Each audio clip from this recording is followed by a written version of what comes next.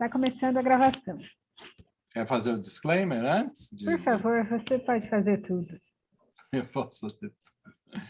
Muito bem, boa noite a todos vocês, bem-vindos a essa nossa palestra com a Amanda Federico está sendo gravada, vai ser disponibilizada nos canais da Auge, tanto do YouTube quanto no site.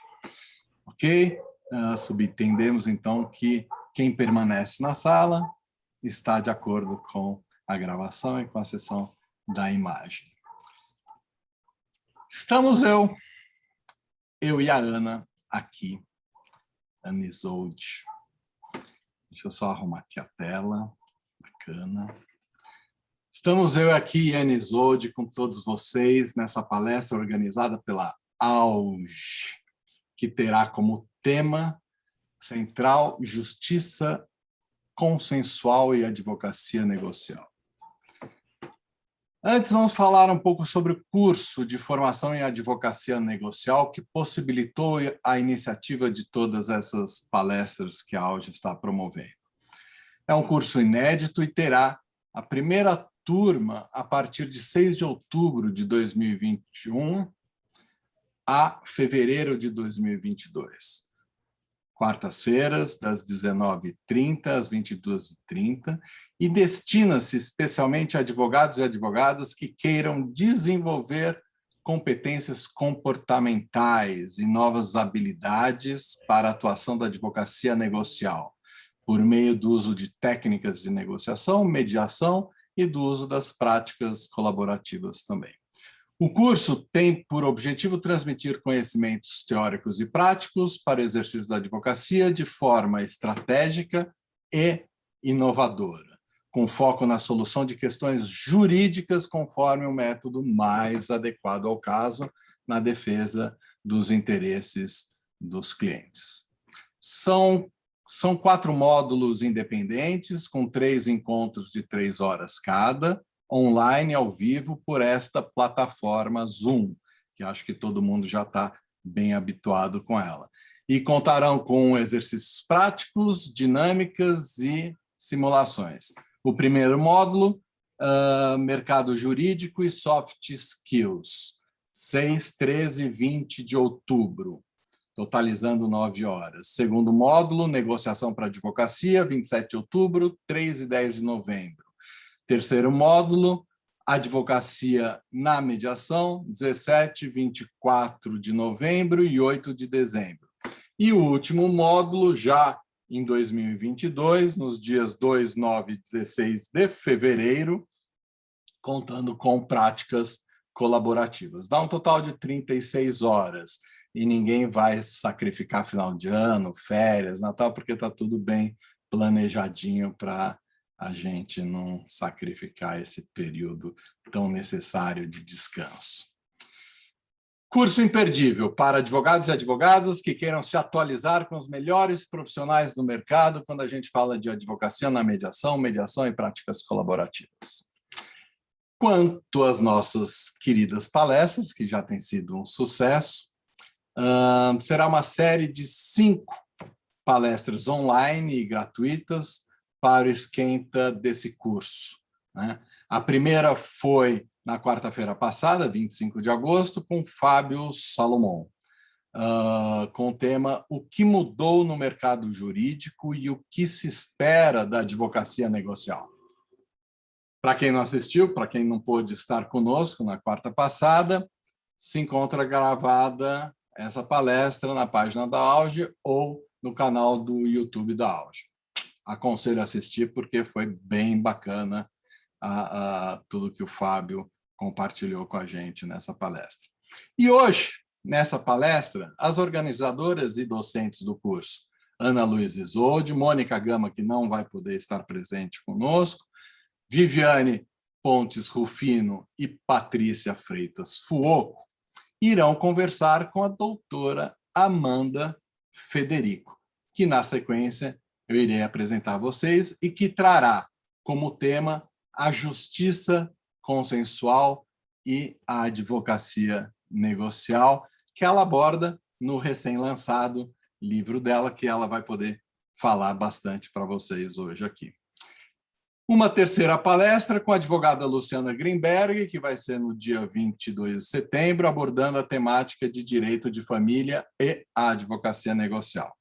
Sempre às 20 horas, com a abertura de quem vos fala agora. Mas ainda terão outras duas palestras.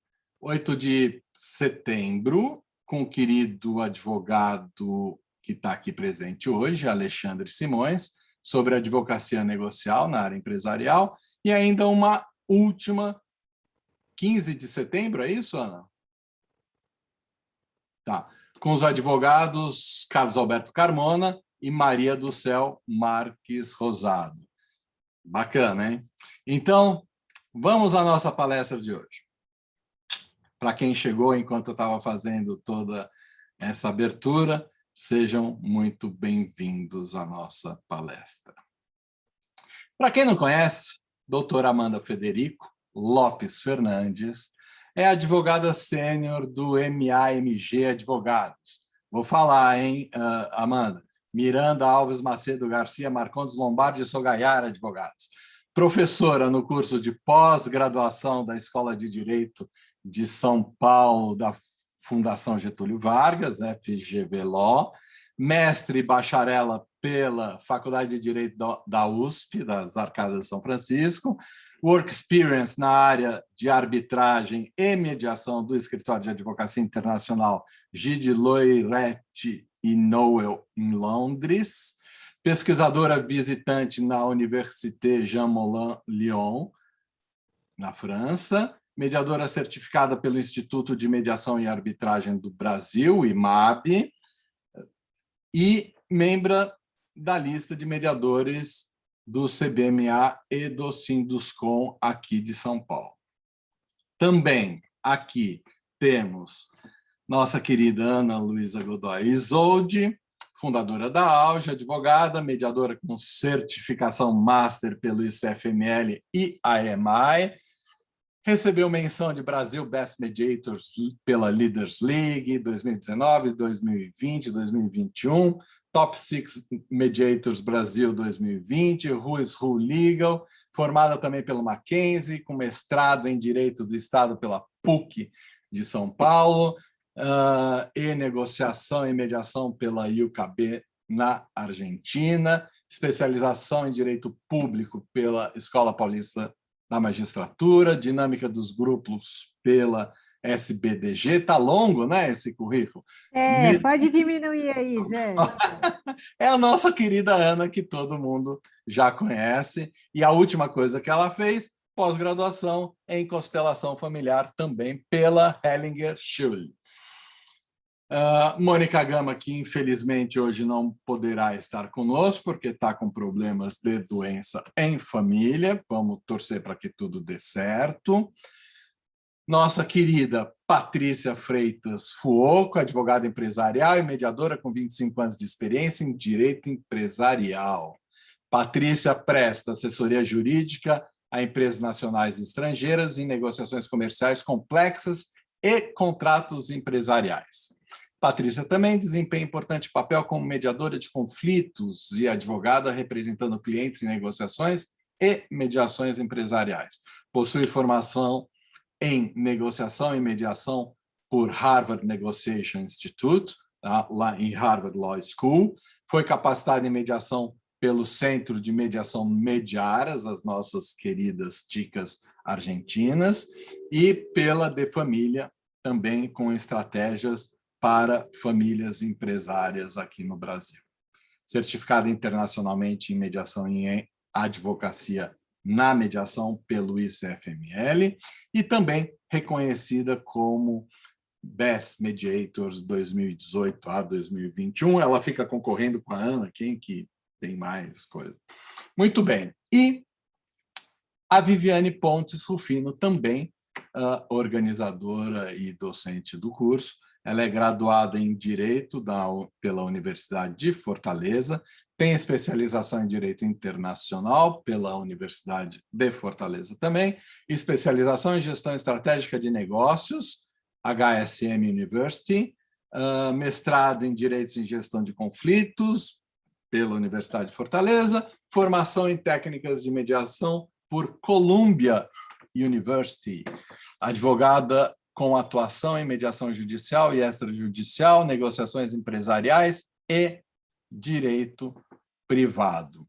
Com isso, aqui eu encerro a minha apresentação e o currículo de todos que estão aqui. Tá bonito hoje. Muito bom. Patrícia, você pediu para entregar para você, não é isso? Então, Amanda, muito bem-vinda, que você tenha uma excelente noite por aqui e eu entrego para a Patrícia para ela já começar a palestra. Boa noite para todos vocês. Obrigada, Zé, obrigada. Bom, antes de começar, eu queria agradecer, Amanda, pela tua gentileza, pela tua dedicação, pelo tempo, por compartilhar com a gente, né, por dividir com a gente todo esse parte, né, na verdade, deste livro, que foi toda a tua pesquisa, né, está materializada aqui tua pesquisa, acho que anos de dedicação. E eu lembro um pouquinho, quando você passava esses anos de dedicação, fico arrepiada, porque eu lembro que a gente sempre falava, a gente se encontrava nas competições, nos multis, e você sempre se destacando. E foi exatamente isso que aconteceu. Quando eu vi o primeiro e-mail do Sebar falando de um livro, Justiça Consensual, a gente tinha acabado de falar do curso, então, de como a gente fala hoje sobre advocacia negocial, advocacia consensual, advocacia extrajudicial, advocacia resolutiva, de resolução, tem inúmeros nomes para a gente dizer para aquele grupo de pessoas que, semana passada a gente conversava isso com o Fábio, que vão se adaptando e que tem uma queda, ou por mercado, ou porque tem um perfil, e que vão utilizando desses métodos adequados de solução de conflitos no seu dia a dia. Algumas pessoas de modo exclusivamente fazendo isso, outras utilizando realmente como um arcabouço. Bom, posso ir para arbitragem, posso ir para mediação, a ideia do sistema multiportas, né? Então, quando eu vi o teu livro, a primeira coisa foi falar com você e comprá-lo, né? E claro que eu não consegui ler tudo, né, gente? Vamos falar a verdade. Eu sou aplicada, a Aninha já me deu até parabéns, mas eu falei, Ana, eu vou falar a verdade. Inteiro eu não li. Inteirinho não, mas eu posso dizer as partes que eu li grifadas, né? Isso eu confirmo. E é um prazer, assim, te receber aqui. E pelo que todo mundo, assim, nos grupos em que eu ia colocando, eu acho que esse teu livro vai ser realmente uma obra de cabeceira que todo mundo vai utilizar para, principalmente que ele tem um arcabouço, uma robustez de pesquisa e de base. Todo mundo que eu falei, realmente, Amanda, você merece, assim, parabéns e que você receba todos os frutos merecidíssimos disso. E, claro, como a gente tem que começar, e eu vou já de cara perguntando, o que é justiça consensual? Que mini sistema é esse? Conta para a gente, porque acho que está todo mundo querendo saber. Foi a primeira coisa que eu fui atrás no livro. Paty, muito obrigada. Eu já vou fazer o resumo do que é o conceito da justiça consensual, mas, primeiramente, eu queria agradecer. Eu, sim, tenho que agradecer muito pelo convite, pela oportunidade de estar aqui com vocês. Não é uma questão de tempo, pelo contrário, é um prazer imenso, né? E ver o rosto de pessoas tão queridas e que, poxa, você comentou, nossa, quando eu te encontrava nas competições há tanto tempo, e realmente, acho que o livro, o resultado da minha pesquisa do mestrado vem de longa data. Vem de quando eu fui monitora do professor Eduardo Ridal. Vem de quando eu fiz o curso de mediação do professor Adolfo. Vem de quando eu fui conversar com a Ana lá atrás, com ela e com o Alexandre. Poxa, a gente vai para a competição da CCI, a gente vai para Viena, vocês não querem trocar uma ideia, vocês não querem ajudar o time. Então, assim, é o resultado de tantas conexões e tantas trocas maravilhosas ao longo da minha vida e que vão crescendo. Acabei de conhecer o José Mangini, que eu adorei. Que oratória, que coisa maravilhosa. Quem sabe um dia eu aprendo a me expressar dessa forma. Então, assim, eu fico muito feliz. Estou vendo a Silvana, que eu também lembro de eventos que eu participei, que ela também estava lá. Meus colegas aqui do escritório, o Lucas, a Rafa, a Gil, a Paola, que eu também super querida. Então, assim, pessoas que eu fico tão contente de falar, olha, o resultado desse trabalho foi graças a todas as trocas que eu tive com vocês. Isso é verdadeiro, é genuíno o que eu estou dizendo. Então, agradeço de coração. E, poxa, já entrando aí na sabatina do que é, afinal, a justiça consensual. Quando eu fui conversar com o meu orientador, o professor Carmona, foi um grande choque para mim, porque eu fui conversar com ele e falei assim, professor, então tá bom, entreguei o meu TCC, a tese de laurea, como a gente chama lá na faculdade, que foi sobre o hábito de emergência, então agora vamos para o mestrado, vou pensar num tema em arbitragem, né? Obviamente. Aí ele falou para mim, não, pera, você tem estudado, especializado tanto e você gosta tanto da área de mediação, por que você não vai escrever sobre isso? Eu quase caí para trás. Eu falei, o quê? O professor Carmona está sugerindo para eu estudar um tema em mediação. E isso foi uma sementinha que foi plantada em 2013, 2014, que foi quando eu finalizei a minha graduação, e foi no momento que eu fui fazer o curso com o professor Adolfo. Então, desde lá, eu já vim pensando o que eu posso desenvolver de tema para o mestrado, o que eu posso estudar no contexto do mestrado ligado com a mediação. E começou com uma ideia ligeiramente simples, que era, vamos falar sobre a temida cláusula de mediação, né? Será que as partes precisam dispor contratualmente que elas querem ir para a mediação? E evoluiu para algo que eu entendo que reflete toda uma cultura a favor da mediação. E, de novo, né, por incentivo do professor Carmona, que um dia, numa das conversas da orientação do projeto, falou para mim, olha, tem um livro da professora Ada, e ela tinha falecido não fazia muito tempo, né, então, saudosa e queridíssima professora Ada, ele falou para mim, tem um livro dela que chama Ensaio sobre a Processualidade. Foi a última obra que ela publicou. E que a professora Ada simplesmente decidiu revolucionar o direito processual. Ela sempre muito avant-garde, né? Ela sempre procurou desbravar tantas matérias dentro do direito processual e ele falou assim, dá uma lida nesse livro que eu acho que você vai tirar alguma inspiração interessante daí. E não podia estar mais correto. Nesse livro, ela apresenta o conceito de justiça consensual. Ela mesma decide enfrentar e reorganizar dogmas do direito processual, conceitos que ela própria ajudou a consolidar aqui no Brasil, trazendo da doutrina italiana, sobre lide, coisa julgada, inafastabilidade, inércia. Então, por exemplo, poxa, por que a gente precisa caracterizar a inércia como um critério específico da jurisdição adjudicatória? Então, processo estatal, ele também pode se automover, especialmente na esfera administrativa. A autocomposição também, ela não precisa depender da marcha do juiz, vai pelas partes. Então, na verdade, não é um critério que tem que ser usado para separar os tipos de justiça, é para agregar, porque ela fala na importância da gente entender o direito dentro de uma concepção dinâmica. O direito não é estático, o direito ele evolui.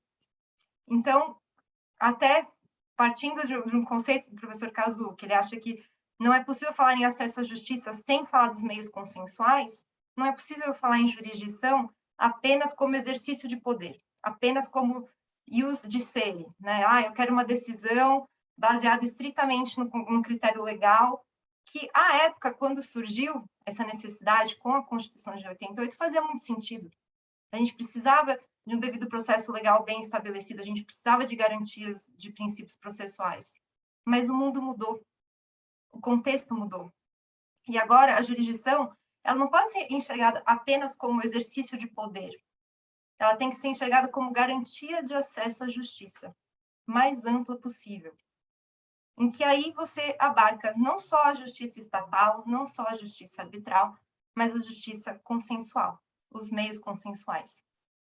Então, foi a partir daí, dessa obra brilhante da professora Ada, e que ela mesma fala que ela está abrindo um caminho, que ela está começando a trilhar um caminho para ser estudado por outras gerações, por outros estudantes, que eu busquei essa fonte de inspiração. Eu falei, poxa, por que não falar dessa mudança, né? A já tão célebre frase do professor Cazu, né? Mudança da cultura de sentença para a cultura de pacificação, mas mudando o sistema, né? Não necessariamente rejeitando princípios caros do direito processual, mas adaptando-os, ou entendendo quando que, para uma situação, é importante ter a portinha da justiça estatal, quando que é importante ter a portinha da justiça arbitral, mas também ter a portinha da justiça consensual. E foi daí que eu busquei a inspiração para inserir a temática da cláusula de mediação. Então, foi esse contexto, Paty. Super bacana. Inclusive, eu já vou pegar o gancho aí para você. Você sabe que eu preparei, né, as perguntas, porque falei, gente, né, não posso fazer feio, né? Então, assim, é um sabatina até, né? Então, eu tenho minha cola aqui, eu não sou como o Zé eu descobri que tem uma cola, gente, que acho que coisa, né, de cineasta, assim, fica passando do lado, sabe? Então, ele finge que não está lendo, está ali, né? Então, eu vou fingir aqui que eu não estou lendo e vou... Falando de cláusula, eu queria te perguntar uma coisa, queria perguntar sobre a Convenção de Resolução Consensual de Conflitos. O que é? Perfeito. Como que a gente... hoje só tem conceitos novos, né? Esse estudo da convenção, desde quando eu era estudante, eu comecei a ler o livro da Fernanda Levy. Acho que todos aqui devem já ter estudado. E é maravilhoso. E também é bastante revolucionário. E eu lembro que eu encontrei com ela num congresso do CEBAR, lá em 2010. E eu lembro que eu falei assim para ela, mas esse livro é muito bom. Eu falei assim, Fernanda, eu quero escrever algo relacionado a esse assunto, né? Poxa, por que não explorar mais a cláusula escalonada, né? E o conceito da convenção, como a lei de arbitragem já traz, abarcando tanto a cláusula quanto o compromisso. E quando eu estava pensando no meu projeto dentro do contexto de justiça consensual, eu pensei, poxa, também deve existir uma convenção de resolução, no caso, consensual. Então, convenção de mediação, convenção de conciliação, de negociação, enfim. Qual seria a ideia por trás desse conceito e a praticidade também, porque só ter um conceito abstrato não é interessante, né? É importante dar nomes a cada um dos conceitos. Então, convenção abarcando a cláusula de mediação, de negociação, de conciliação, ou o compromisso de mediação, conciliação, e até mesmo o que seria o contrato de práticas colaborativas. Então, qual seria a minha ideia da convenção de resolução consensual? Quando a gente está falando da cláusula, é como a Fernanda Levy fala, é quando ainda não surgiu o conflito. As partes estabelecem num contrato, ou até mesmo verbalmente, se a lei não prescrever uma forma específica, de que se surgir um conflito, elas irão buscar a mediação, a negociação para resolver. Agora, não tem previsão contratual, as partes entraram numa disputa, mas perceberam que a portinha mais adequada para aquele momento é a porta da negociação. Então, por que não fazer um compromisso sobre isso? É um contrato, que nada mais é que, tanto a cláusula quanto esse compromisso, esse contrato, são negócios jurídicos processuais. Então, é você dispor de ônus, faculdades, poderes, sobre aspectos do processo, antes ou durante esse processo. Então, antes, se for cláusula, ou durante, se for um compromisso. Então, poxa, surgiu a controvérsia, não temos nenhuma cláusula disciplinando um meio consensual, mas queremos dispor sobre isso. Então, vamos assinar um contrato que vai prever confidencialidade, que vai prever quantas reuniões de negociação, que vai prever a remuneração do mediador. Então, isso vai estar tudo dentro do guarda-chuva do compromisso, que, embora a lei de mediação, que pode ser aplicada de forma analógica pelo 42 para conciliação, para negociação, não preveja os requisitos de um compromisso tal qual a lei de arbitragem, que fala sobre o nome das partes, a nomeação do árbitro, porque é específico para o sistema da justiça arbitral. Mas para mediação, nós não temos a lei definindo quais são os critérios. Então, por que não pegar de forma analógica naquilo que couber os requisitos do compromisso arbitral? Então, sim, nome das partes, sim, a questão da duração, ou no caso específico da mediação, como que vai ser feito o convite para participar dessa da sessão com o mediador, por exemplo. No caso das práticas colaborativas, que ainda falando em compromisso, né? Estabelecer um contrato em que as partes, sem o auxílio de um facilitador, mas dos seus advogados, com uma postura colaborativa, de tentarem resolver uma demanda geralmente ligada com direito de família, então um divórcio. E que fique estabelecido que se essa discussão evoluir para uma judicialização, os advogados vão renunciar à representação das partes e aí vão seguir por outra porta. Isso é um negócio jurídico processual, isso está previsto no CPC, isso é válido, é exequível. Tanto quanto uma cláusula, que foi a primeira inquietação quando eu fui pensar no meu projeto. Poxa, ok, um compromisso, você tem uma maior formalidade, você tem os detalhes, você consegue entender o desenho processual. Mas uma cláusula, às vezes ela pode ser tão frágil, ela pode ser tão omissa, ela pode ser tão confusa, né? Então, como que a gente consegue tornar essa cláusula um negócio jurídico processual? Quando eu fiz essa pergunta lá, sei lá, quando eu estava na graduação, quando eu saí da faculdade, o CPC ainda não tinha sido atualizado. Então, quando a gente falava em uma obrigação de se mediar, uma obrigação de se negociar, mas se não fizer a obrigação, perdas e danos, resolve perdas e danos. Poxa, mas esse é o intuito dessa cláusula? As partes, se não negociarem, se não buscarem um mediador, elas querem ser ressarcidas de um prejuízo bastante material, que nem sequer existe um parâmetro? Acho que não, acho que esse não é o intuito da presença dessa cláusula, né? Essa cláusula quer levar as partes a tentarem um meio consensual, né? E acho que a importância aqui do verbo, né? Tentar. Não é que você é obrigado a ficar, né? Como a gente sabe, os meios consensuais são voluntários. Mas você, se buscou o pacta sunt servanda, se você falou para outra parte, confie, eu vou mediar com você antes de ir para a arbitragem, antes de ir para o judiciário, essa declaração tem que valer. E é justamente com a reforma do CPC que, felizmente, veio à luz a noção de negócio jurídico processual que precisa ser exequível, que precisa ser cumprido. Então, a cláusula é uma promessa de que, se der alguma disputa, as partes vão resolver conforme o meio que elas decidiram. E o importante é que essa cláusula precisa ser bem redigida, né? Que é a grande diferença do compromisso, que a gente detalha ao máximo. É um contrato, né? E aí os advogados consultivos acham maravilhoso que você vai poder prever tudo o que quiser.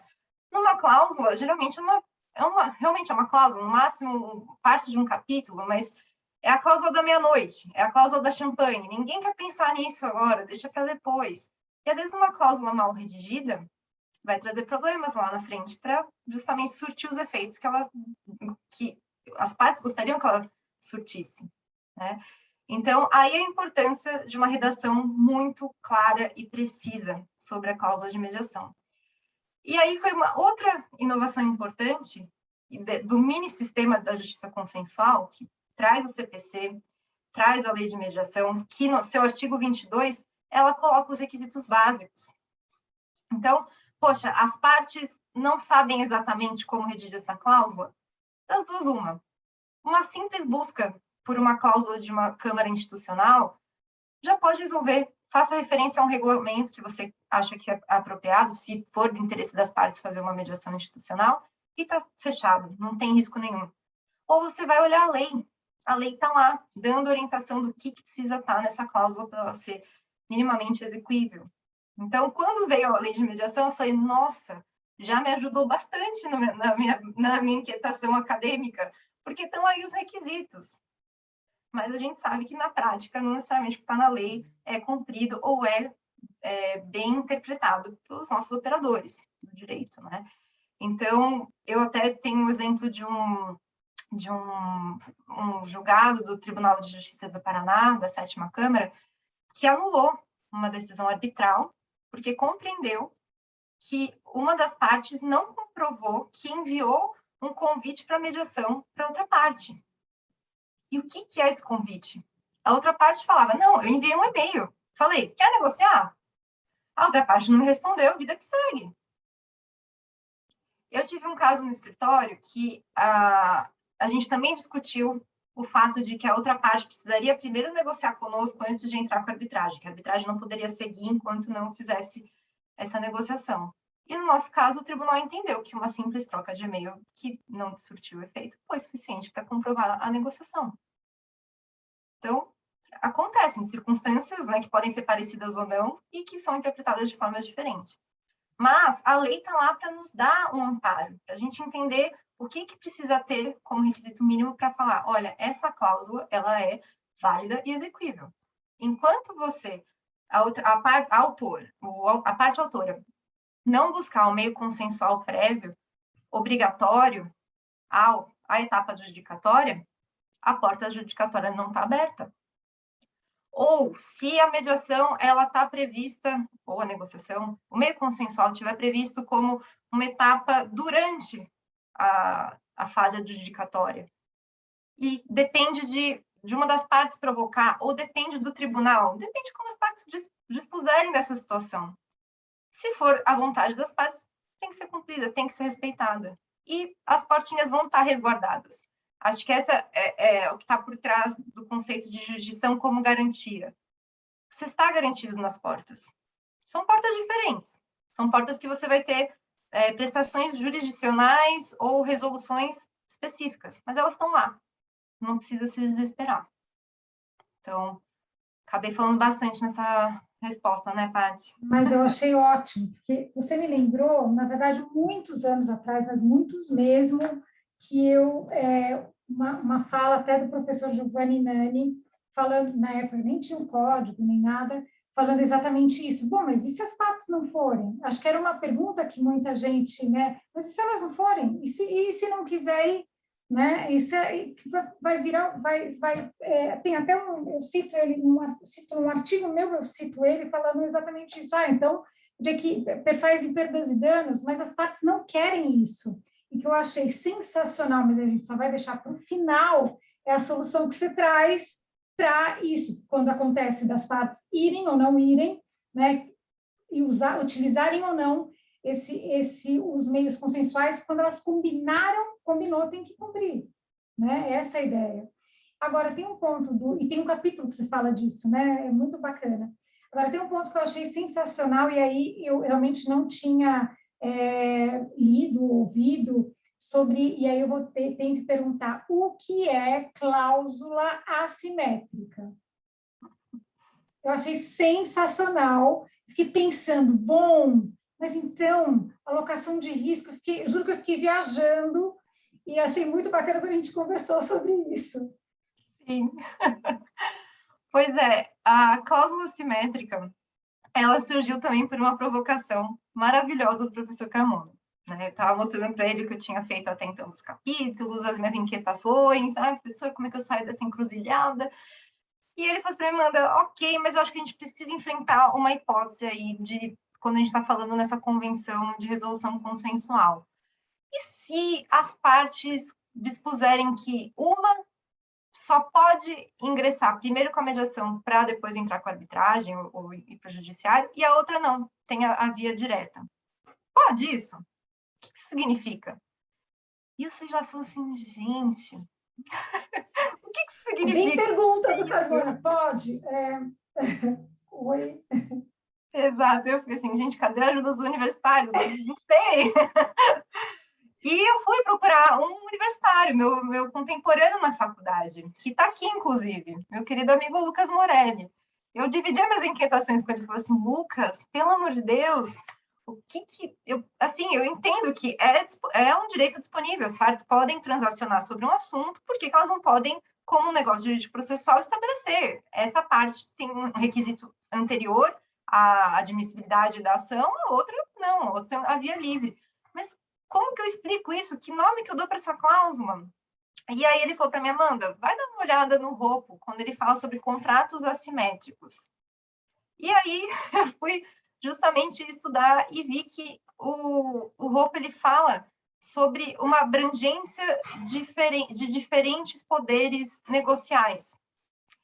Então, poxa, se uma parte ela tem um poder de negociação ou um poder por um fato financeiro, uma questão financeira ou de influência, em que ela exige naquela negociação que para ela havia livre, ou não, que ela precisa fazer essa negociação antes, e a outra parte não, e isso não tiver uma violação em termos de validade, né, em termos de nulidade, em termos de abuso de direito, ok, pacta sunt servanda.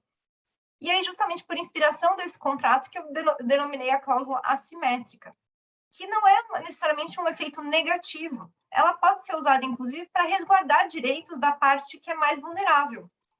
Então, aí até pegando inspiração do momento que eu fui estudar lá na França, fiquei na Universidade de Lyon, me enterrei nos livros na biblioteca Cujas, lá em Paris, que eu fui entender algumas das diretivas da União Europeia, em que, em matéria de direito do consumidor, fala o seguinte, olha, para um fornecedor entrar numa disputa com o consumidor, ele é obrigado a tentar a resolução por meio de uma RAL, que é uma resolução alternativa de litígio.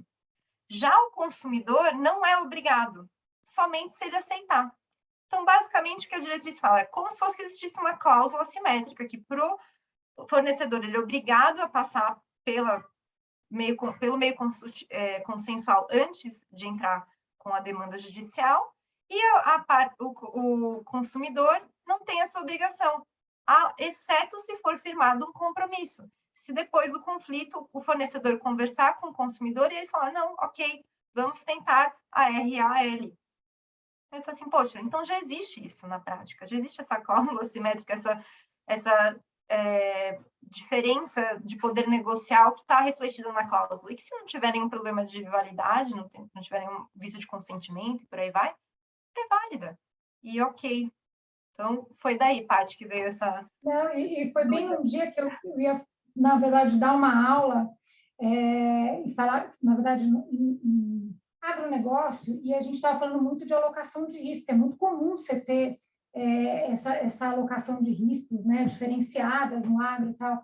E aí eu fiquei pensando exatamente sobre essa questão quando você trouxe, eu falei, nossa, você na verdade trouxe várias inquietações, né? Você recebeu inquietações com vocês. Você recebeu, né? Destrinchou e você devolveu. Só que eu estava esperando ainda o livro, então eu só peguei os trechos, só peguei acho que ali o ementário e a gente ficou conversando. Bom, continuando nossa discussão aqui. Agora tem uma pergunta que é, na verdade, para a gente fazer aquele link, né? Como é que, na sua visão, como você enxerga essa justiça consensual que você trouxe para a gente como jurisdição, como mais uma, tem ali a porta, né? São várias portas, como que ela se aproxima dessa advocacia que a gente está chamando aqui de negocial, mas dessa advocacia que pode chamar, acho que tem que abrir, né, um parênteses, advocacia negocial, consensual, extrajudicial, resolutiva, de resolução, enfim, essa advocacia que a pessoa pode e deve usar de forma estratégica a arbitragem, a jurisdição estatal, mas também usa como primeira grande munição, ou até como única munição, se a gente estiver falando de práticas, os meios consensuais, né? E como que a gente se aproxima disso? Então, Paty, eu acho que justamente o link é o próprio contexto, né? Então, quando a gente está enxergando a jurisdição de modo amplo, enxergando a jurisdição como uma forma de garantir o melhor e mais amplo acesso à justiça. E quando o advogado, e eu acho ótima essa denominação, advocacia negocial, né? Poxa, ele tem um instrumento da negociação, ele está inserido nesse contexto, como que as coisas se relacionam, né? Eu acho que é importante o advogado se enxergar, eu falo como um operador das leis a favor do seu cliente. E não no sentido de, então o advogado tem que agir com a finalidade máxima de conseguir o que o cliente quer, seja de forma ética ou não. Não. Acho que é saber operar o direito de forma adequada, da melhor forma possível para conseguir o que o cliente está buscando. Então, quando a gente está nesse contexto, quando a gente está dentro dessa função da advocacia negocial, a gente está buscando atingir os interesses do nosso cliente. E será que, numa mesma demanda, eu não tenho uma discussão de um valor líquido e certo, que a portinha adequada é direto para execução? Eu vou executar esse valor, não tem discussão. Eu preciso de um terceiro que fala, pague. Senão, sob pena de multa, sob, enfim, a aplicação da penalidade legal prevista, que seja. Ou não, tem uma parcela dessa disputa que ainda depende de discussão de mérito, que ainda depende de uma fase de conhecimento para entender o que está sendo debatido, se outra parte vai, de fato, ter um pedido contraposto ou não. Tudo isso é a habilidade do advogado saber transitar e navegar por um momento que é mais consultivo, então seja para redigir um contrato ou para dar um aconselhamento de, olha, como que vamos tentar prevenir qualquer situação lá no futuro, seja já com uma postura mais preventiva, olha, já está dando errado, vamos já marcar, sentar, conversar para tentar passar uma régua daqui para frente, não ter problemas, ou não, chegou o momento da resolução. E qual que é a resolução mais adequada, né? Qual que é a parcela que a gente precisa do judiciário, se é tudo, se é uma parte, se a gente precisa de confidencialidade, se a gente precisa juntar as partes para negociarem, mas com auxílio de técnicos. Eu tive uma experiência muito interessante quando eu fui trabalhar logo no Eliel Batista, Schmidt, Valois, toda aquela sopinha de letras na época, que eu e o Paulo Macedo, que é atualmente até hoje meu chefe, e o Guilherme Schmidt, na época também sócio, nós fomos contratados como mediadores e era uma disputa muito técnica, era uma questão de construção e sobre uma planta química, enfim, extrapolava o nosso conhecimento, mas a gente entendia que as partes queriam um apoio processual e que ajudassem elas a se comunicarem, porque as trocas de e-mail já não estavam resolvendo, ninguém estava mais se escutando, estava aquela coisa horrível. E foi interessante o fato de ter tido a mediação, a gente encaminhar as reuniões privadas com cada um dos lados, tentar fazer uma reunião conjunta, mas contar com o auxílio dos técnicos, que iam criticando os argumentos de cada um dos lados, falar assim, olha, isso aqui não faz sentido pelo projeto, isso aqui precisa considerar tal norma da BNT, E, no momento, a gente não chegou num acordo com eles. Foi finalizada a mediação, mas depois de um tempo, eu soube pelo Guilherme, o antigo sócio, que tinha dado certo. Então, poxa, foi uma situação em que a gente transitou por tantas funções e que, para mim, foi um grandíssimo aprendizado. Eu falei assim, poxa, eu passei por diversas funções, eu precisei de auxílio de outras funções para adequar aquela resolução que não passou pelo judiciário, que não passou pela arbitragem. Então, eu acho que a advocacia negocial, de resolução, de prevenção, ela tem que ser uma advocacia da caixa de ferramentinhas. Você tem que saber trabalhar com as diversas ferramentas, você tem que saber o seu limite. No nosso caso, a gente não somos engenheiros, não saberíamos falar tecnicamente. Da mesma forma que o nosso jargão jurídico também não é compartilhado por outras pessoas que não são bacharéis.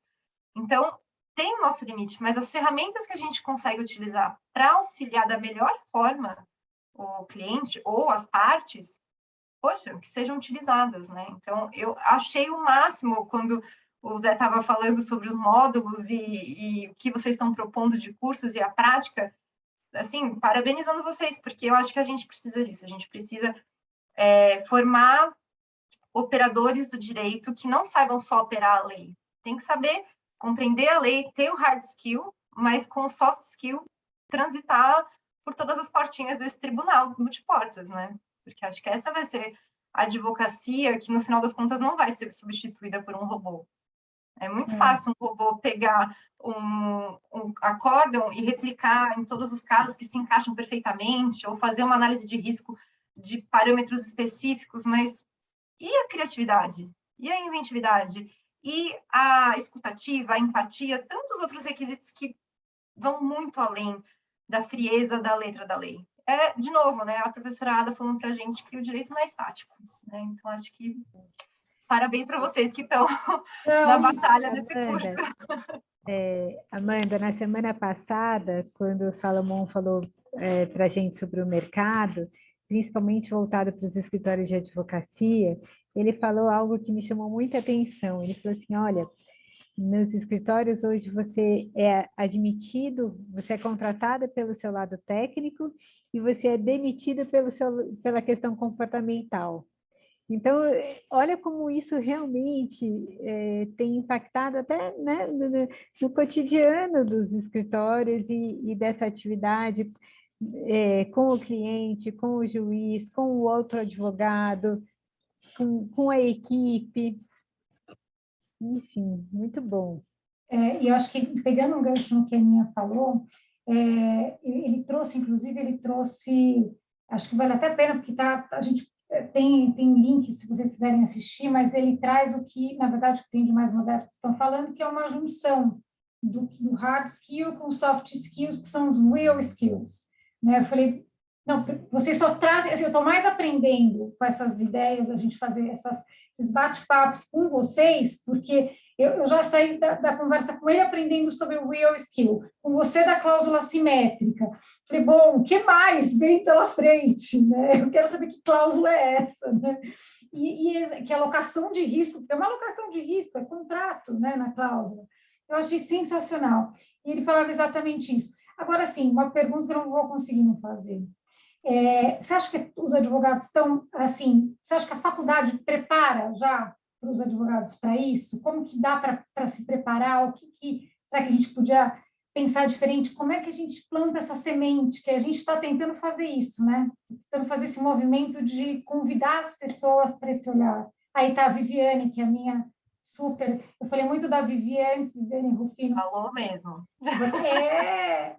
Eu estava curiosa para te conhecer, Viviane. Ai, boa noite, gente. Me desculpem o atraso, questões domésticas, né, que essa vida de home office, né, e de distanciamento acaba nos intrometendo aí entre vida doméstica, vida profissional. Bebê, gente, é um bebê lindo.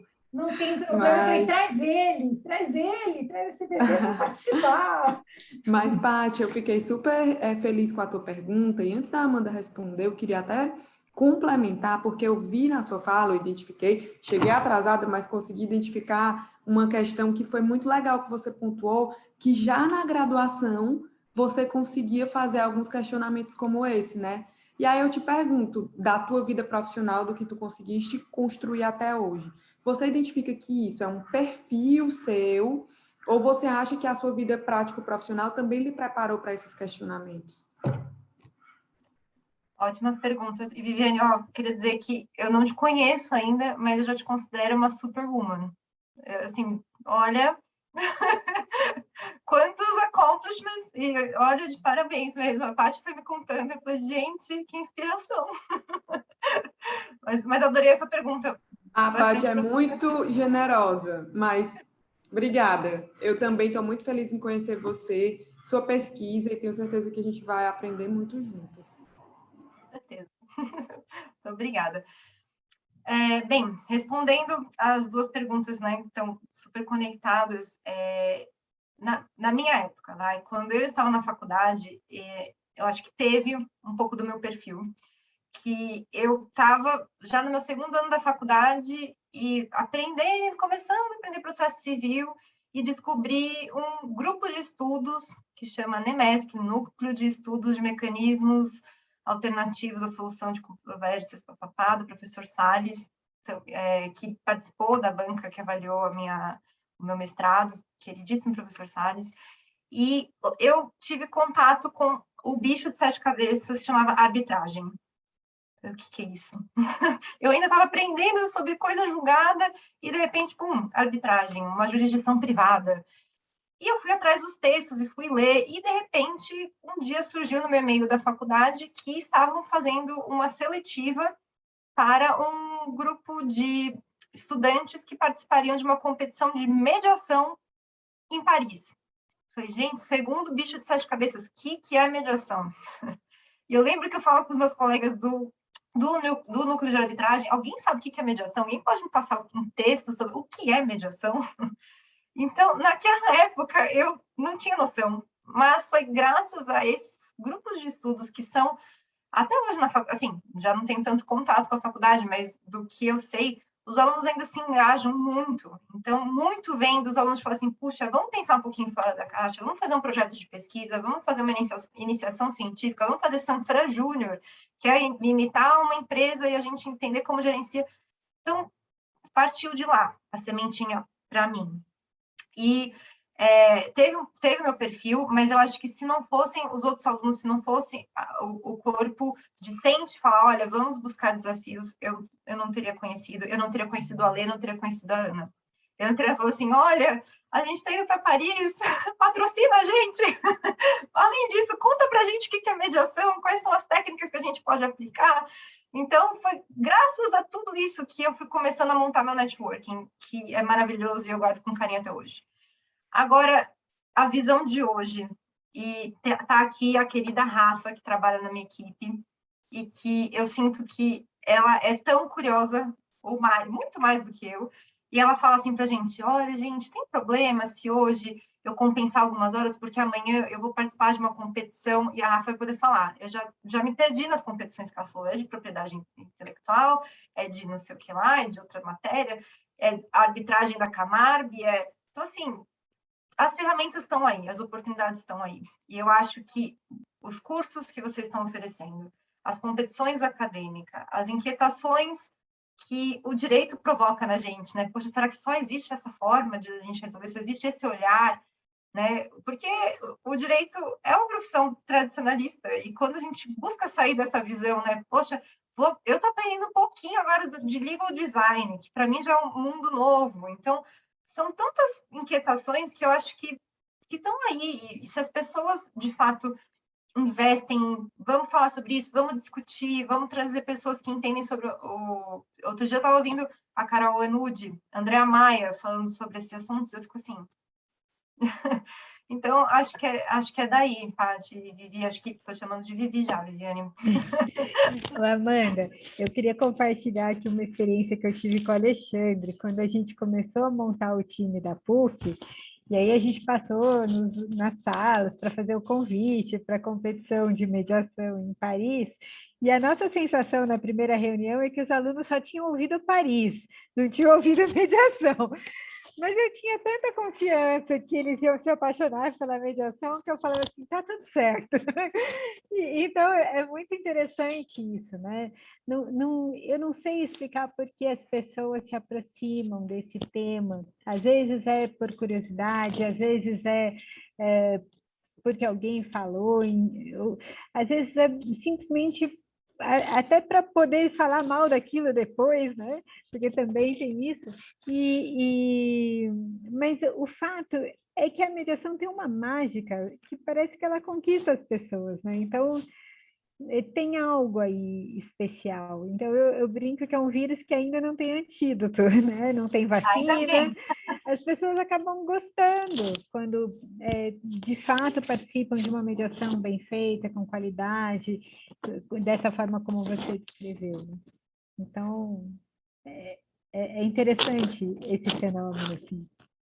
Concordo, Ana. E se eu puder aproveitar a sua fala sobre a magia da mediação, acho que tem uma outra questão também, que eu acho que a gente leva tantas habilidades a partir do estudo da mediação. Eu vou agora falar do professor Ridal, quando eu era monitora dele e da professora Lia. Eu jamais vou esquecer a forma como eles conduziam as aulas.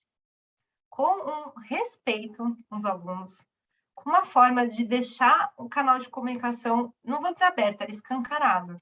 Qualquer aluno poderia levantar a mão a qualquer momento para perguntar, fazer uma intervenção, discordar, questionar. E, ao mesmo tempo, eles eram tão assertivos naquilo que eles estavam falando. Olha, as experiências que a gente passou foram dessa forma, como que a gente tem que fazer o relato, como a questão da escutativa.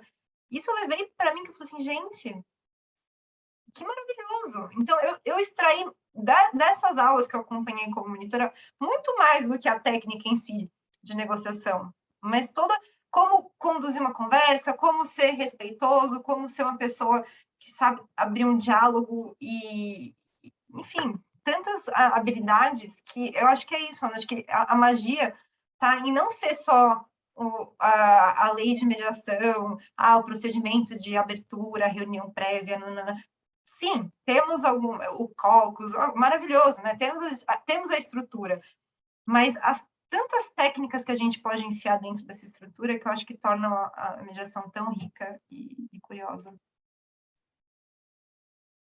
Sensacional, Amanda, porque eu acho que esse imã, né, que a mediação acaba fazendo, talvez também acho que tem, pelo menos para mim, eu acho que quando a gente escolhe, eu escolhi já faz tempo a área jurídica, mas a área jurídica ela é mais quadradinha, né, ela é mais formatadinha, assim. E aí você, quando, em algum momento, eu acho muito bacana quem faz essa descoberta cedo, super jovem, você, por exemplo, mas em algum momento, quando você descobre que tem algo diferente, algo mais que aborda o seu quadrado começa a ficar mais flexível. E aí você começa a ver que tem uma série de coisas que conversam entre si. Então, você tem uma multidisciplinaridade, você tem uma visão mais sistêmica, você tem um olhar, outras matérias entram para te ajudar a utilizar aquelas ferramentas, e aí você começa a descobrir um outro direito, né? Ou a mediação, ou um outro lugar, ou uma outra proposta. Então, isso eu acho que é o que, pelo menos para mim, não sei, com essa visão mais formal, assim, da área jurídica, foi essa grande, trouxe criatividade. Eu achava que eu não tinha que fazer criatividade. Para que criatividade? Porque criatividade, quem tem criatividade fazer marketing, né? Na minha cabeça, quando eu tive 17 anos, eu fui prestar direito. Mas e aí você começa a descobrir isso que dá para ter esse... Você pode ficar encantada com tudo isso, né? Mas antes eu quero te fazer uma pergunta. Tem um tema, no final caminhando para o final do livro, a Amanda vai trazendo alguns tópicos. Ela aborda um pouco sobre consumidor, ela aborda um pouco sobre ODR, e como online dispute resolution é o tema que a gente só vive agora no online, né? Eu queria que você compartilhasse com a gente um pouco essa tua visão do ODR e a justiça consensual, né? E compartilhasse um pouco do que você trouxe no seu livro, que eu achei muito bacana. Claro. Paty, isso é muito engraçado, porque quando eu comecei a fazer esse projeto, quando eu comecei essa ideia de falar da cláusula de mediação, inexistente, pelo menos na minha concepção de mundo, o conceito de ODR. Que bicho, outro, né? Cadê o terceiro bicho de 7 cabeças? Assim, gente, mas quando eu estava estudando e conforme eu fui fazendo as disciplinas do mestrado, esse assunto já estava, como diriam meus pais, mas eu também uso bastante essa expressão, na crista da onda. Já estava ouvindo tudo quanto canto. Eu falei assim, gente, mas o que é esse ODR? E eu senti a necessidade de tratar ele, ainda que fosse no final do meu livro, porque eu senti que ele cristalizava exatamente a hipótese de estudo que eu trouxe durante o livro, quando eu falo da cláusula de mediação, negociação, conciliação. Por quê?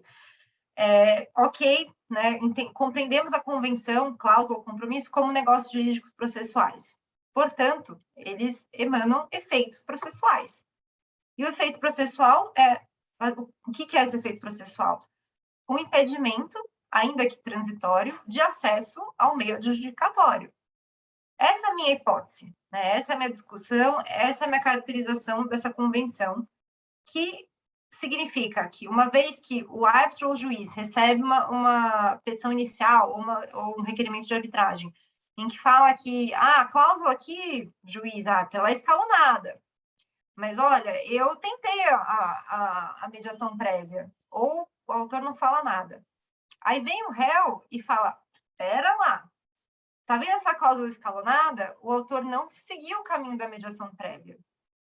Então, seja porque o autor disse que cumpriu ou ficou quieto, mas o réu foi lá e falou, não, tinha uma etapa prévia, isso é uma forma de você opor para o juiz que, antes de se aceitar essa ação, ou processo arbitral, procedimento, tem que ter esse requisito de admissibilidade, tem que ter a verificação do interesse de agir. O autor não tem interesse de agir enquanto ele não preencher a cláusula escalonada, enquanto ele não passar pela mediação prévia. E aí, quando eu fui estudar isso, né, teoricamente, o professor Cameron até falou para mim, tá, Amanda, mas qual que é a consequência? vai ter que não aceita, vai ter que voltar para o zero, status quo ante, porque simplesmente a ação vai ser inadmissível e acabou?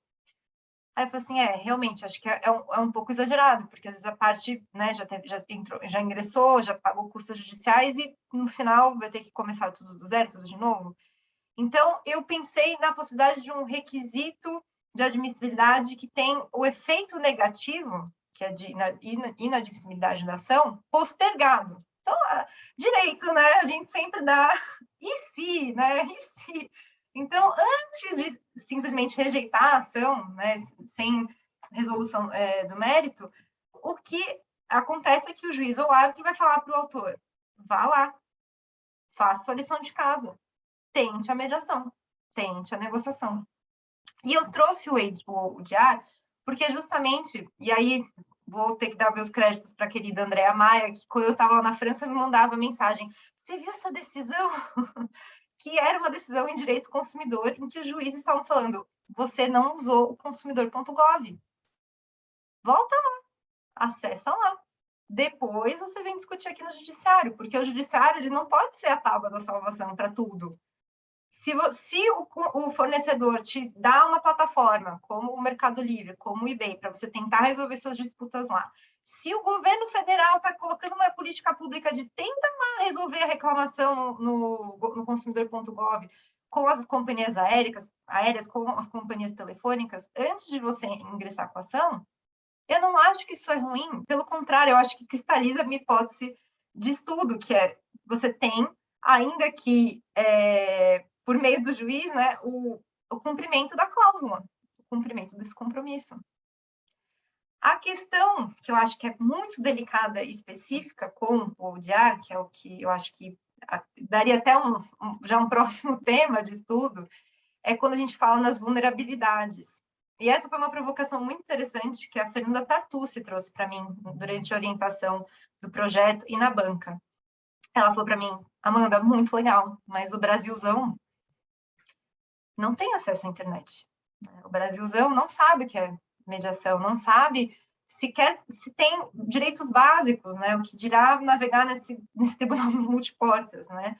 Então, quando eu pensei nessa questão das decisões dos magistrados, dos tribunais, falando, olha, né, você não pode entrar no judiciário enquanto você não tentar o consumidor.gov, enquanto você não tentar a plataforma do fornecedor específica, eu fiquei pensando, poxa, mas a maioria dos brasileiros só tem acesso à internet por dados móveis.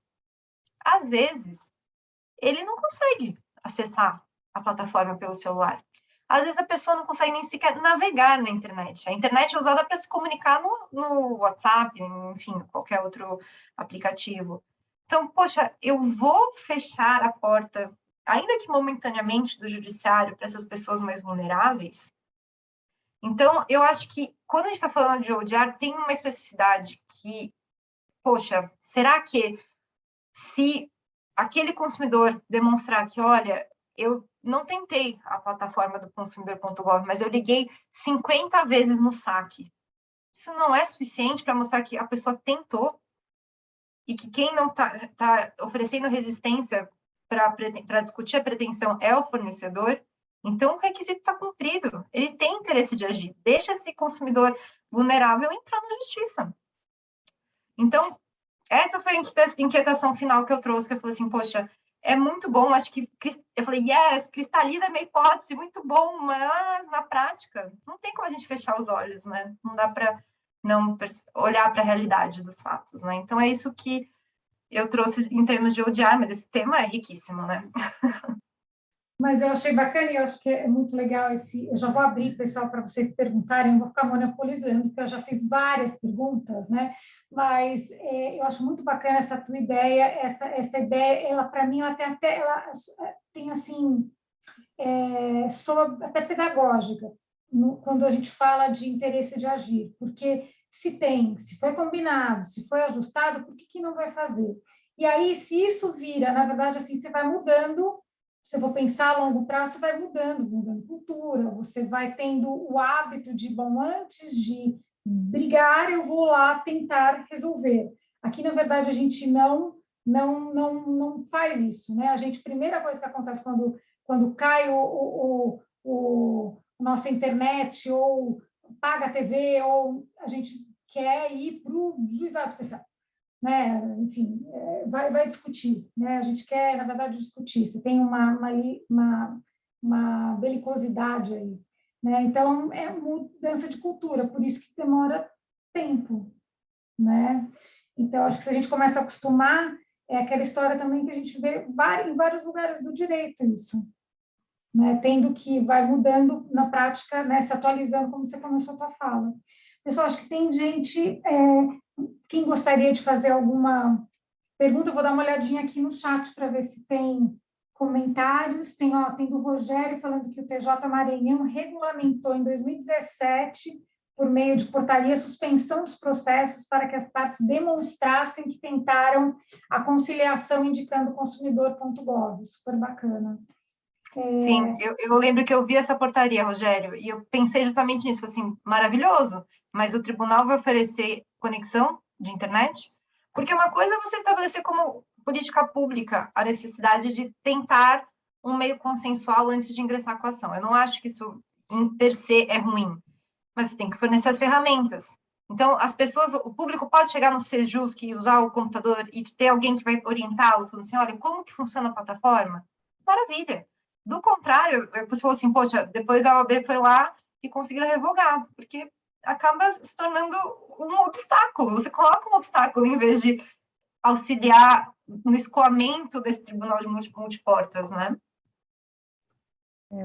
Amanda, e isso é super interessante, porque, por um lado, tem essa questão da acessibilidade, que para muitas pessoas é uma restrição, até pela internet, até pelas condições de cada um, mas, por outro lado, também tem um estímulo para que as pessoas possam aprender coisas novas. E eu trabalhei muito tempo na MOL, na mediação online, né? E lá a gente justamente fazia esse trabalho de acompanhar as pessoas para que elas pudessem dar esse passo. Então, também tem uma alegria aí, né, quando a pessoa percebe que dá conta de fazer algo novo e que muitas vezes só consegue fazer porque é dessa forma.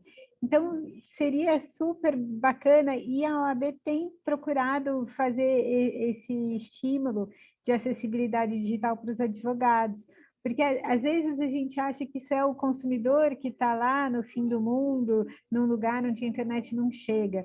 Mas com a pandemia eu percebi que isso é uma realidade até aqui do estado de São Paulo, do advogado que não tem um computador na casa dele, que tenha uma banda suficiente para fazer algo assim, né? Então, também às vezes tem um pouco de falta de informação e de dado nosso sobre esse panorama, né? Eu queria aqui chamar a atenção, Amanda, que está nos acompanhando a doutora Norma Reis, que é uma advogada argentina sensacional e uma das pessoas que encabeçam um movimento que chama Justiça Sistêmica lá na Argentina. E ela fez aqui um comentário cumprimentando pela palestra e falando que está muito esperançosa com a proposta de preparar os advogados para pensar de forma diferente.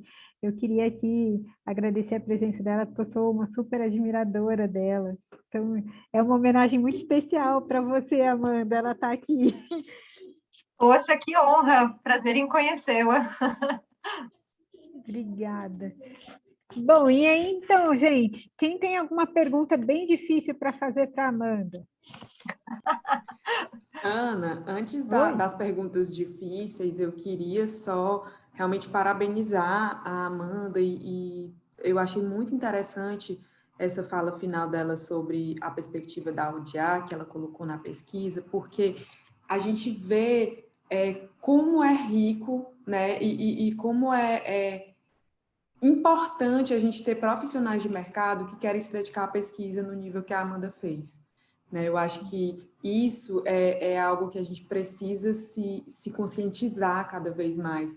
Né? A gente acredita muito que o mercado e a nossa prática profissional vão nos ensinar muitas coisas, e de fato ensinam, mas quando a gente se dedica a estudar e a fazer uma pesquisa a nível de mestrado, academicamente falando, é impressionante a riqueza com que as hipóteses vêm e com que os dados são coletados e com que as respostas são de fato alcançadas, né? Eu acho que fica a reflexão também para cada um de nós, a gente continuar se desafiando a estudar, a se capacitar num alto nível, porque, de fato, são vidas que precisam andar e caminhar sempre em paralelo, né? Eu sou filha de professores, viu, Amanda? Meus pais são professores universitários, então a minha mãe é que diz: eu estou condenada a passar o resto da minha vida estudando. São 40 anos de docência e eles estudam todos os dias, né? E eu acho que fica uma reflexão muito interessante, porque a riqueza da sua pesquisa acadêmica, com certeza ela se refletiu na sua vida profissional, ao passo que a sua vida profissional certamente impactou muito a sua pesquisa. Então, é uma reflexão interessante, a gente precisa continuar estudando. Sem dúvida. Muito bom. Amanda, então eu quero fazer uma pergunta para você, que é uma pergunta que eu já tenho refletido muito tempo e eu não sei a resposta. Então, eu queria ver se você me ajudava, já que você está com essa pesquisa tão aprofundada. Então, a minha pergunta, Amanda, é o seguinte: a gente tem o Tribunal Multiportas, todo esse incentivo para essa abertura do direito para formas novas de se buscar a justiça ou se buscar o acordo, e aí o que significa o acordo dentro da justiça e tudo mais, né? Mas uma coisa que tem me chamado a atenção é que vira e mexe aparece uma forma nova, um método novo, uma metodologia, um caminho, cada um dá um nome aí para isso, né? Então eu fico pensando quais seriam os critérios para que a gente possa considerar um método adequado para figurar nesse tribunal multiportas do sistema de justiça. Eu não tenho resposta. Eu queria que você me ajudasse. Olha, pelo jeito essa pergunta vai ser de R$1 milhão, né? Quando eu falo desisto, eu fico com os 900. Ana, eu acho que assim, é uma super reflexão. E quando você me pergunta sobre isso, eu não consigo não pensar numa palestra que eu ouvi do Judge Wallace pelo CPR, faz muito tempo. Nem lembro que ano foi, mas acho que eu ainda estava na faculdade. Que para eles esse conceito de multi-door courthouse nossa senhora, né? Já é do Arco da Velha.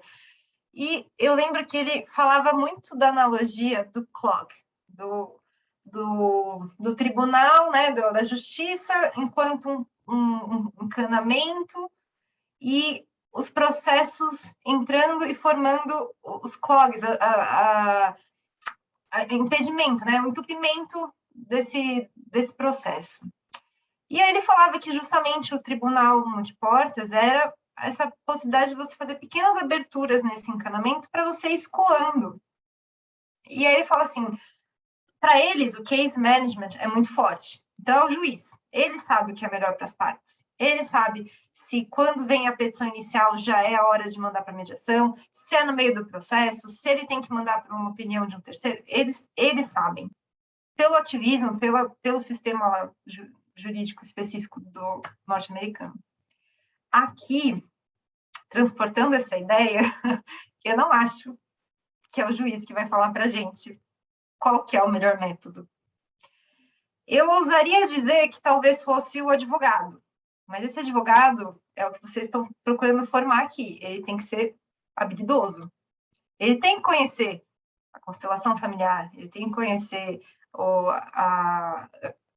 como que é Neutral Early Evaluation, o que você falou, tem tantos outros ADRs, ODRs, que é um constante aprimoramento e aprendizado. Então, me parece que vai partir da nossa classe, dos advogados terem essa... Mas acho que não só. Isso não quer dizer que outros profissionais de outras áreas também não possam oferecer os serviços e apontar para a adequação daquele conflito para aquele método, seja qual ele que for, né? Mas eu acho que, como requisitos, eu não consigo pensar de forma concreta, partindo do abstrato. Mas eu acho que, para mim, a palavra-chave é sempre a adequação. Você, enquanto advogado, ainda que você não conheça todos os 1000 métodos e as inovações que se surgem no mercado, mas você ser um advogado treinado para identificar, pelo menos no nível, não vou dizer superficial, mas básico de quais são os interesses, para ele poder falar, olha, eu não tenho essa capacidade, eu não sou advogado de arbitragem, vá para o meu colega. Olha, eu fiz o curso de capacitação, eu já sou mediador certificado, treinei, nananana, eu posso te ajudar nessa mediação, eu posso, inclusive, conversar com outra parte, a gente pensa numa lista de mediadores. Eu acho que vai partir daí, Ana. E cada um entendendo a partir das especificidades do caso, onde que se encaixa melhor. Assim, essa é a minha resposta de pronto, mas é muito profunda, é uma reflexão muito profunda. Eu estava tentando te defender, Amanda, sabe? Eu estava tentando, fui segurando, quanto mais eu pude, eu fiquei fazendo as minhas perguntas. Eu sabia que a Aninha ia trazer, mas eu acho que você falou uma coisa super importante. Eu acho que a gente, nós advogados, todos advogados, a gente não aprendeu, não foi treinado para fazer uma perguntinha super fácil de fazer, nem sempre é fácil para o cliente responder, mas antes de perguntar, entender qual é a medida que o cliente quer, qual é o processo que ele vai entrar, qual que é a solução jurídica, a legal opinion que ele vai dar, mas é assim, qual é o interesse dele? Entender exatamente o interesse naquela nossa concepção de Harvard de interesse, assim, o que é que tem por baixo da linha d'água, né, do nosso iceberg, o que realmente poderia resolver. Porque quando você pode, por muitos anos, eu até ria sozinha, porque eu fazia isso sozinha, e vai gravar aqui, depois algum cliente vai ver e vai falar, você ria. Não, só para saber se estava rindo, mas eu fazia uma pergunta, o que é mais importante para você, o que importa para você, o que interessa para você, como é que você resolve esse assunto se tivesse tudo na tua mão? Resolvo rescindindo, não tendo multa, recebendo tudo.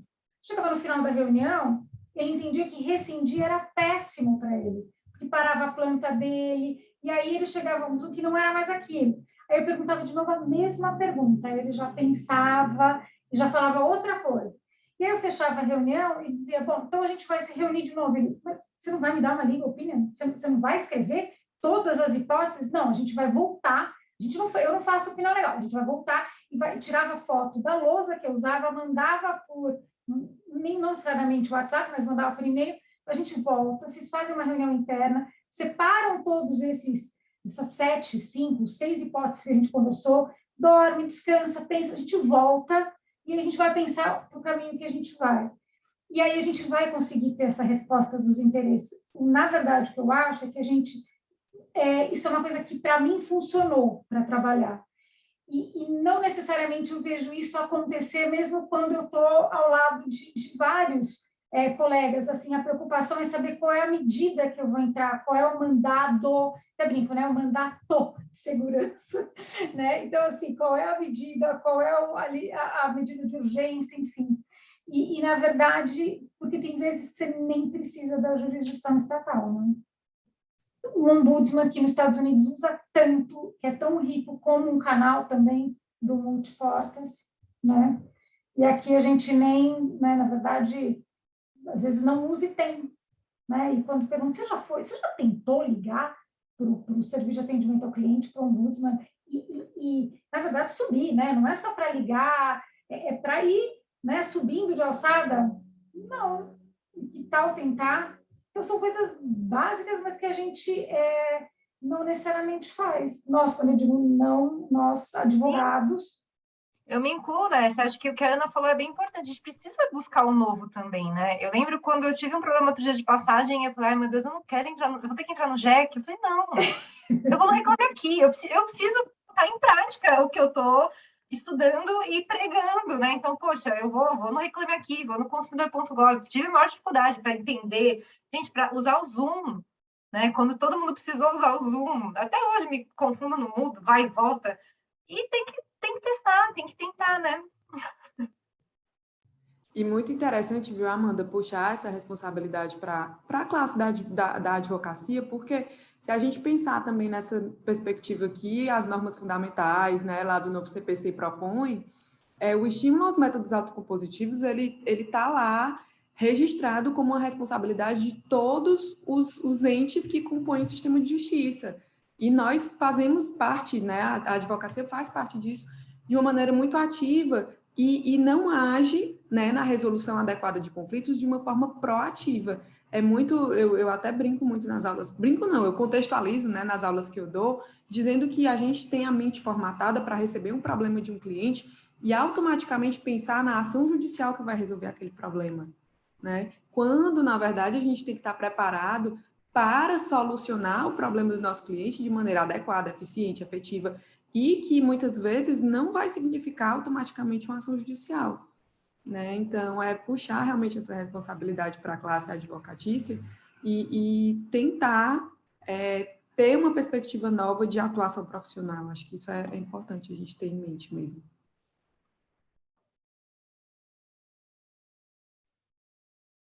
Bom, eu não sei se tem mais perguntas, estou um pouquinho preocupada com o horário, né, da Amanda e de todos, né, que para a gente começar no horário, a gente tem mais 6 minutinhos. Então, olha, Amanda, depois eu te convido a olhar aqui o chat, porque tem tantos elogios a você, que se eu fosse você, assim, printava e guardava todo dia, olhava no espelho e ficava assim, feliz da vida toda manhã.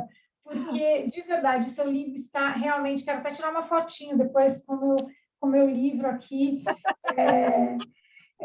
O Ale levantou a mão. Ale. Oba! Não é uma pergunta, é uma homenagem. Então, Opa. no final desta palestra, eu gostaria de registrar, né, a minha admiração pela Amanda. Acho que o mínimo que ela vai conseguir com a palestra dela aqui hoje na Auge é fazer com que mais de vocês sejam tão fãs dela quanto eu já sou, né?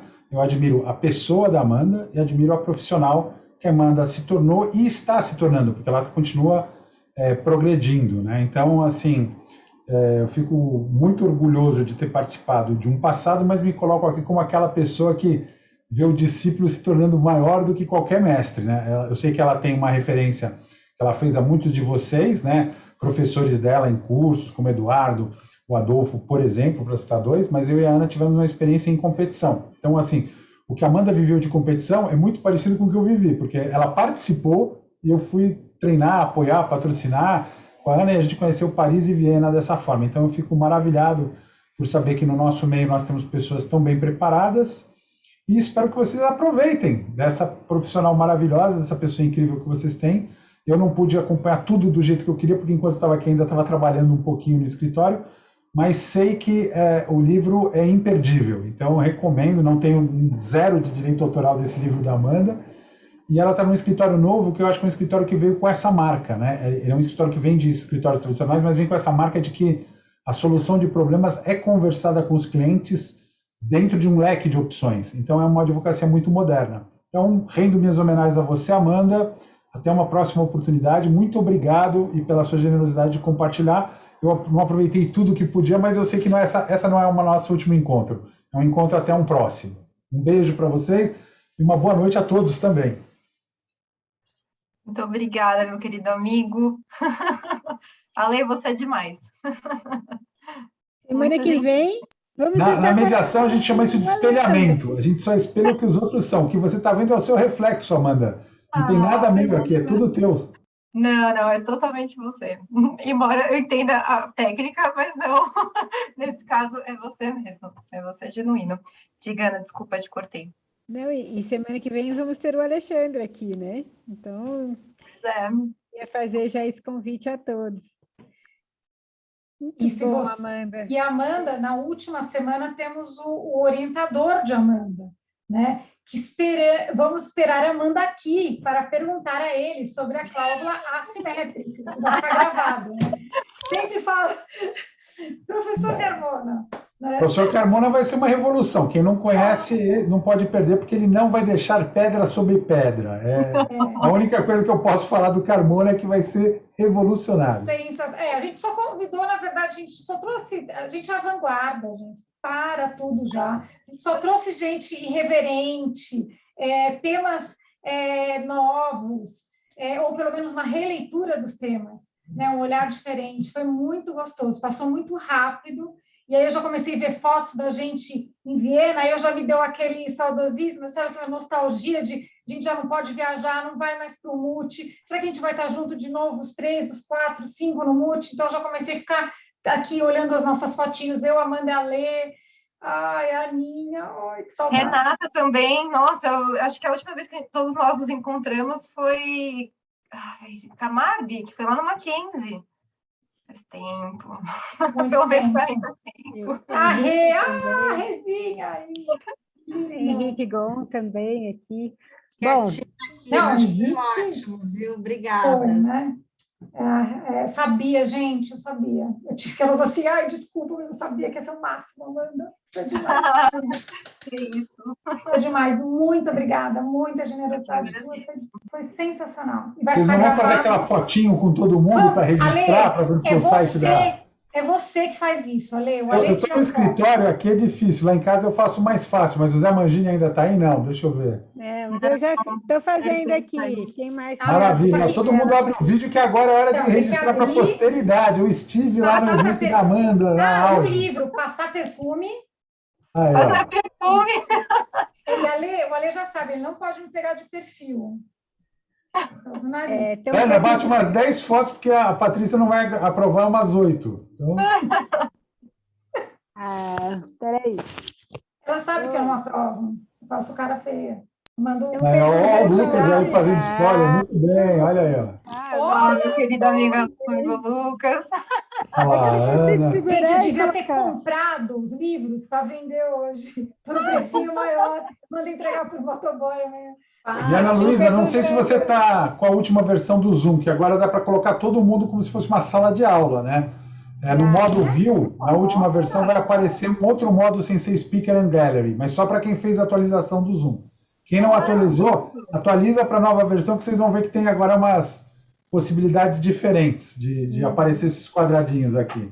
Aninha, a foto já foi ou vou ficar assim? Já foi. Gente, e uma pergunta final muito importante, que também é minha, viu? A Gerlane perguntou, Amanda, como é que a gente faz para adquirir seu livro? Essa pergunta é muito importante e eu quero saber também. Por uma vaga tela, vocês me ligam amanhã. Tô brincando. Falem com a Paty. Também temos, o site da Medina, que é a editora. Mas eu fiquei, eu vou contar uma coisa pessoal, mas foi muito, muito, muito feliz esse momento para mim.